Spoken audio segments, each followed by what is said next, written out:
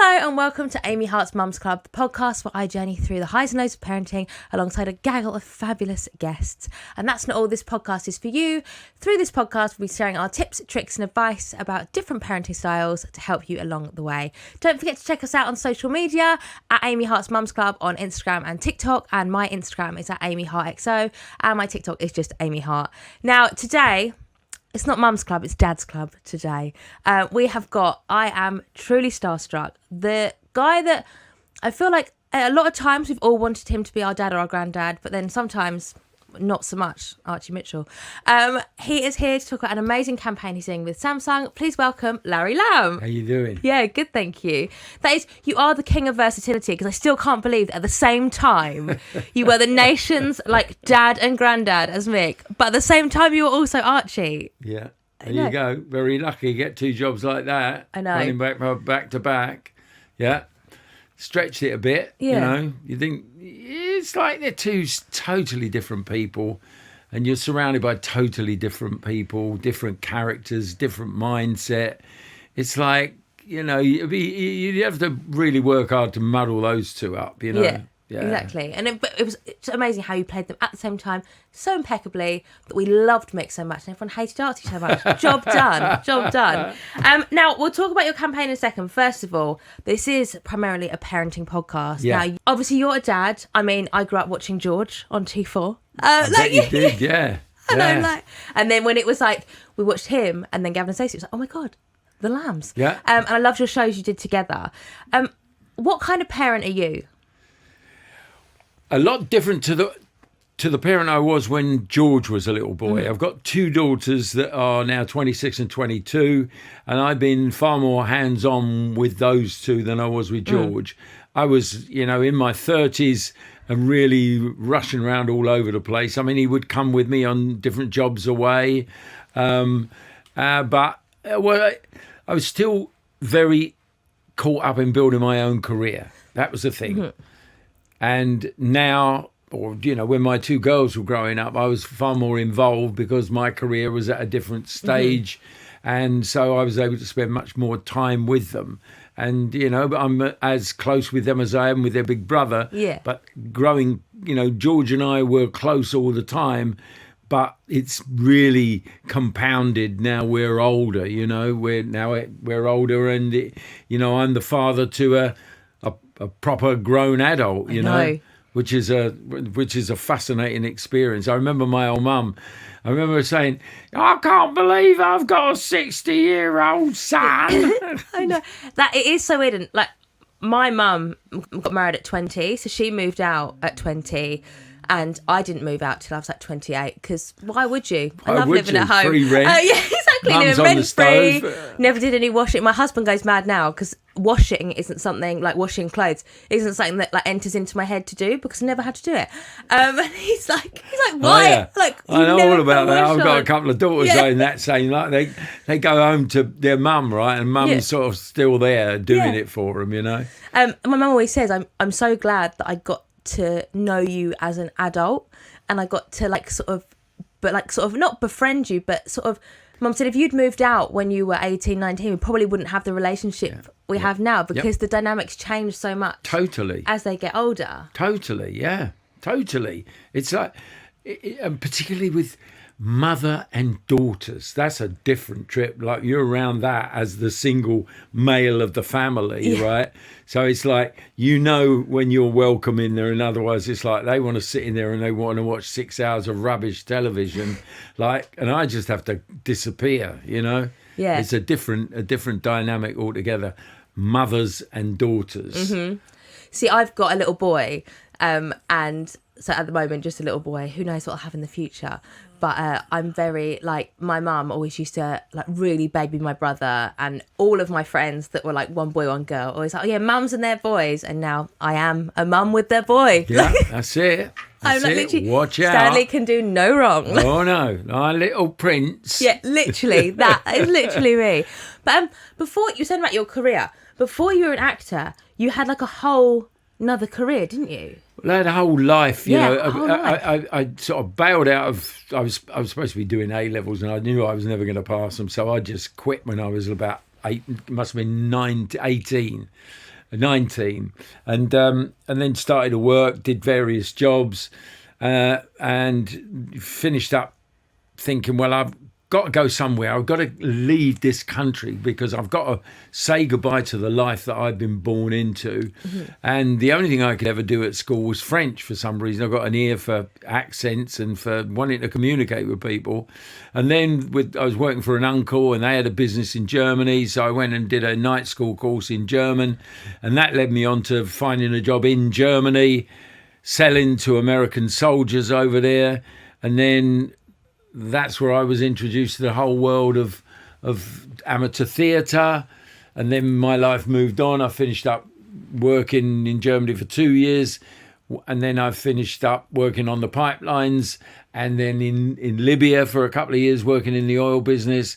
Then I married this American girl, emigrated to America, got involved with the oil business over there, finished up working around the East Coast, finished up in Canada, back doing amateur theatre, and became an actor. So it all had.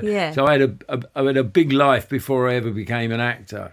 See, I love that you talk about amateur theatre. I'm still on the committee of my Amdram. Oh, yeah. I was on a committee meeting till 11 o'clock last night. Yeah. Like, literally. Yeah. Because we've just done our show a couple of weeks ago. So there's a lot to digest.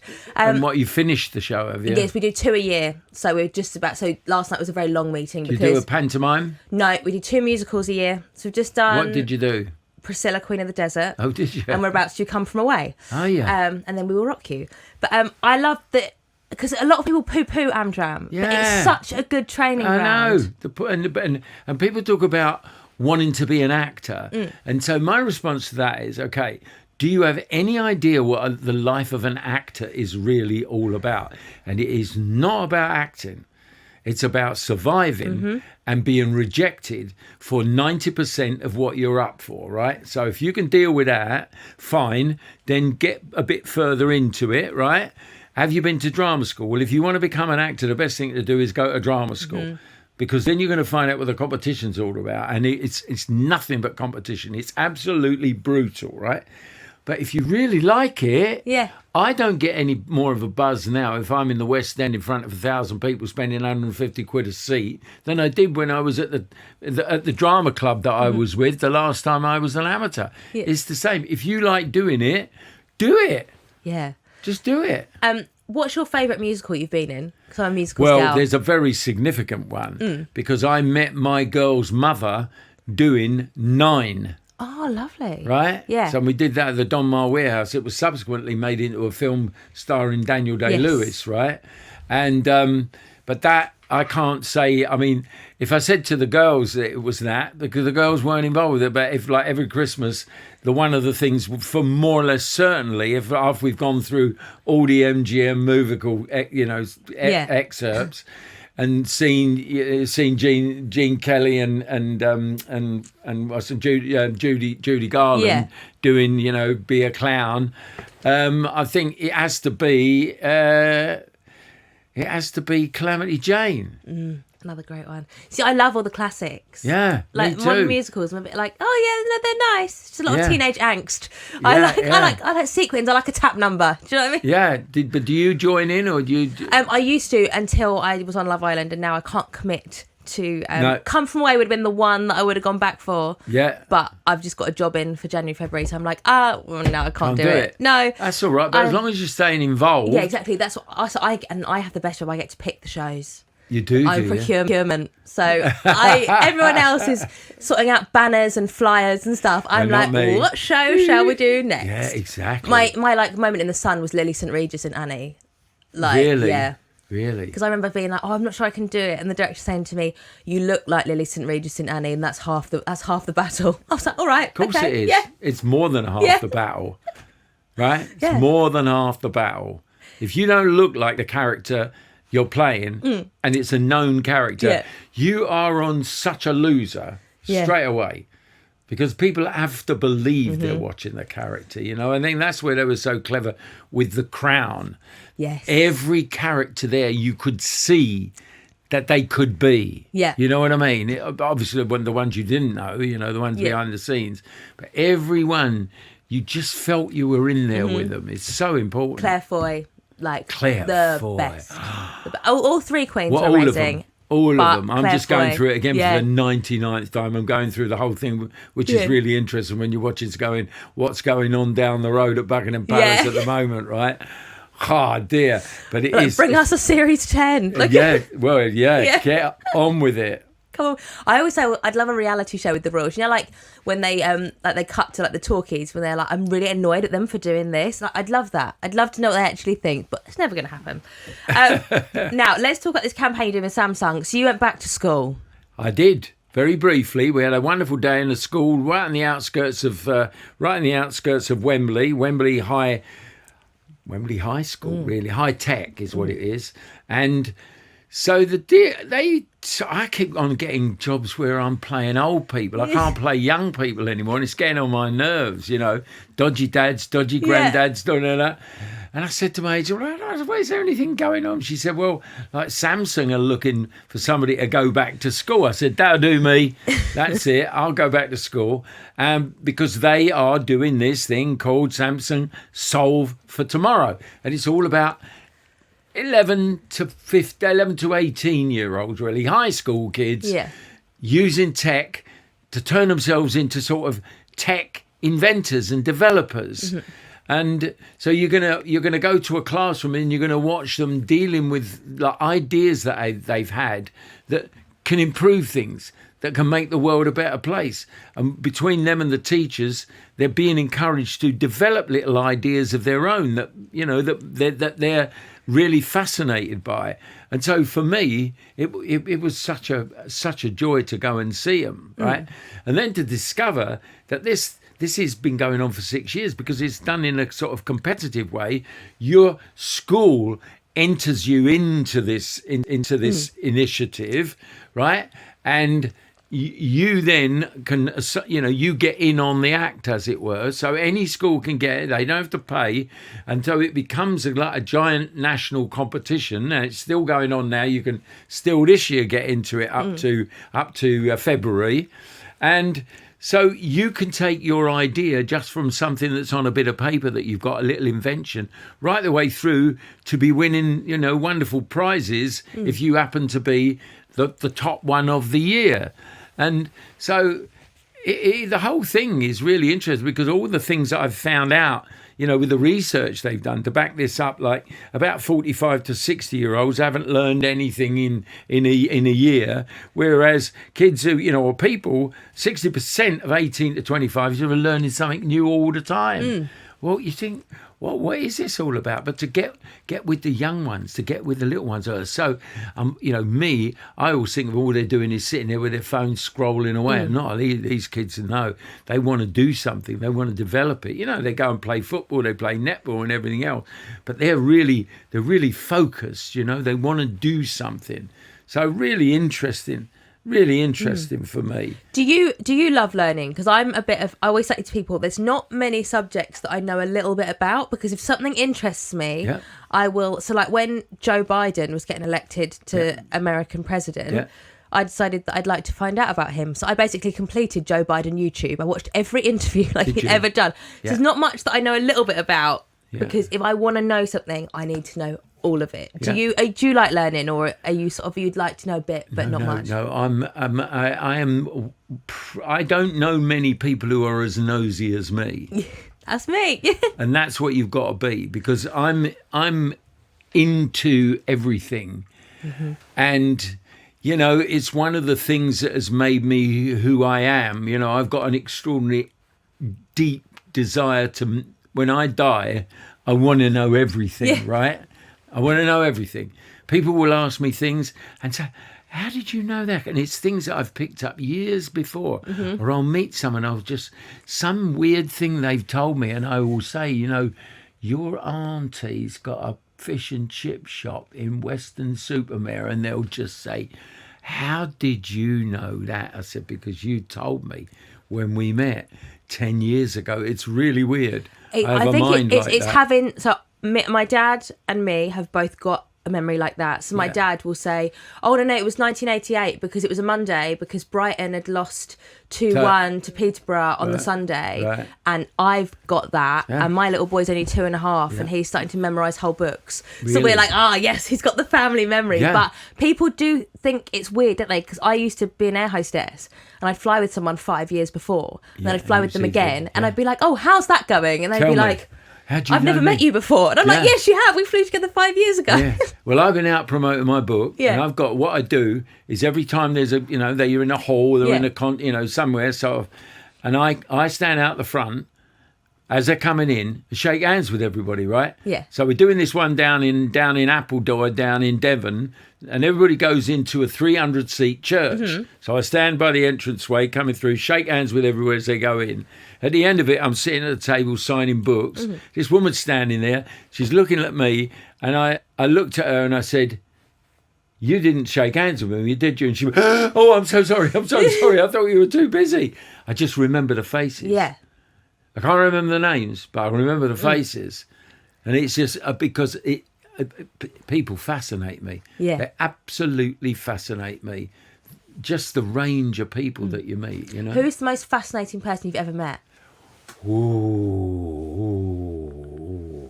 Well, I've met a lot of fascinating people who only me and them and, people they know will know. Yeah. But in terms of meeting, really interesting people, it's so difficult. So difficult to say who the most fascinating one would ever be. And have enough time with them. I mean, I did a job with, a woman who you would, because if you're interested in movies, I actually did a job. I played opposite Lauren Bacall. Yes. Oh, Lauren. And so Lauren Bacall, in her day, who would you compare her with now? Like, I mean, a huge Julia Roberts, some like a big American star, Movie star, right? yeah. So I played opposite her. So that was really fascinating to be big for what she represented in the history of, she was like proper Hollywood royalty. Do you know what I mean? When it really meant something and people were stars, that word didn't get bandied around like it does now. Like, you're a star, you're a star. These were stars. Was like present company excluded, of course, but I was really lucky. I got to spend. My friend was covering in the West End for Maria Friedman, so she was sharing a dressing room with Anita Dobson. So we got invited back to Anita Dobson's dressing room for a drink. So we spent like 2 hours with her, and then about a year later, I got to interview Brian. Did you? And I got to spend the whole day and then interview him. Wow. And I was like, can I just say, your wife is my favourite celebrity? And he was like, she's mine too. And I was like, she's the best. Yeah, and I called him Sir Brian all day. And at the end, he was like, just so you know, I'm not actually a sir. And I was like, oh, sorry. I was like, to me, you are. And now he is. So I feel like I just manifested that for him. Yeah, nice man. Nice Exactly. man. The Really pair nice of them, man. lovely people. It's so lovely to meet you because I always see you and Alison at events from afar, and I'm always like, oh my God, there's Larry and Alison. They're amazing. Well, next time, say hello. I will do now. Because I always get really scared. I'm like, oh my God, they're just so amazing. Yeah. What did you know each other before, Gavin and Stacey? We'd worked together before, Gavin and Stacey, but in a thing where I think we were a husband and wife in this thing, but we never actually worked together. We were in different scenes. It was a very kind of, I think it was called The Missing Postman. It's back when they used to do 1.5 hour films for television must have been the end of the 80s, the beginning of the 90s. So yeah, we did, and we have a couple who are real good mutual friends. Yeah.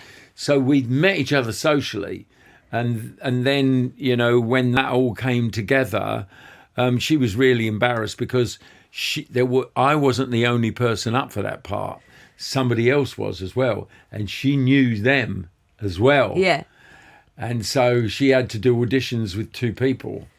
And, I wouldn't have wanted to be in that position at all. It's so weird now because it's so ingrained into our culture that you can't imagine anyone else playing those parts. It's crazy. Well, I nearly blew it, the first audition.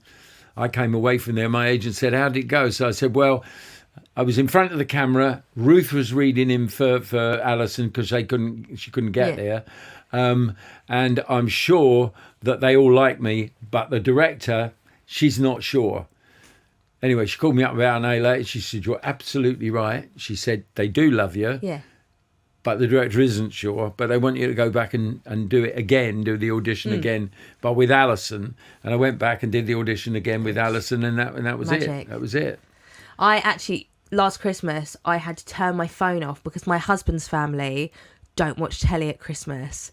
And I was so, like, spoiler conscious that at 7 p.m. I sent a text to my family group chat being like, I am now uncontactable until tomorrow when I've watched Gavin and Stacey and EastEnders.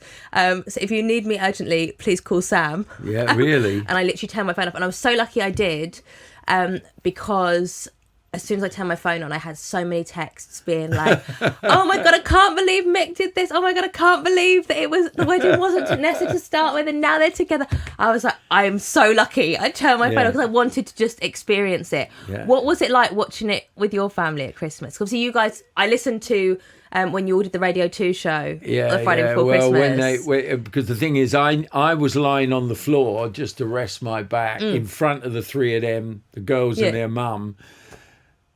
So I kind of knew, and then as it came to an end, I turned around and looked at them, and there were three of them all bawling their eyes out. All of them, just crying their eyes out, you know.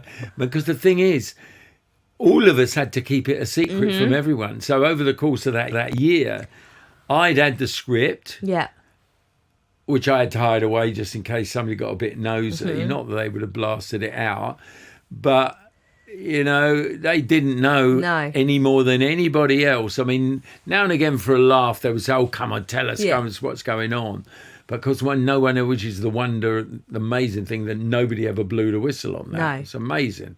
It was just like I cried my eyes out. I watched it in the car on my iPad on the way home because my husband's family live in Hertfordshire and we're in Worthing, so we do a lot of driving at Christmas. So I had my iPad watching, and I was crying my eyes out, and Sam was like, "You all right?" I was like, I literally couldn't speak. So I thought, right, I'm going to watch it again when the next day I had like a bit of time. So I'm going to watch it again just so I can watch it on the telly. Cried again. I was like, why am I crying again? I know what's happening. I know what's happening. It's weird. And it was just, I heard you sound Kate Thornton's podcast about like, you've done your whole acting career and like the one that you get the most feedback for is where you don't say anything. And that is just that moment. That's it. And now when I hear Blackbird by the Beatles, I'm like, the baby. Larry, what is your favourite Christmas tradition that you do with your family? I do nothing. That's my favourite, my Christmas tradition. I do absolutely nothing. Oh, I do one thing. It's at a certain point during the morning, it is my job to take fresh rolls and sausages and make sausage rolls. That's it.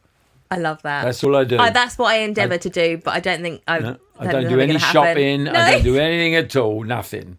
It's lovely. I love that.